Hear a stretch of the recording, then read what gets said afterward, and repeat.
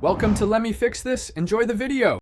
In this video, I will show how to make Zack D Films animation with AI. Start by outlining a short script, then create a tight storyboard and voice track. Gather reference clips and mood images to guide the look. Pick 2 to 3 AI animation tools to test for style and workflow.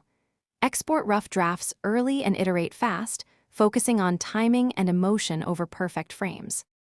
Build a reliable workflow that moves from script to final edit smoothly. Use one AI tool for character motion and another for background generation so you can mix strengths. Record or synthesize clean audio and sync early to set pacing. Composite layers in a traditional editor and apply color grading last. Keep source assets organized with clear names and backups to prevent lost work during iterations. Refine style and timing by comparing versions side by side.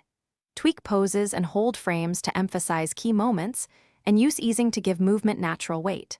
Pay attention to audio cues and tighten edits where sound and motion meet. Preview on phone and desktop to confirm scale, legibility, and pacing. Make small, targeted changes so scenes remain cohesive and your story shines. Thanks for watching. If you found this helpful, don't forget to like and subscribe.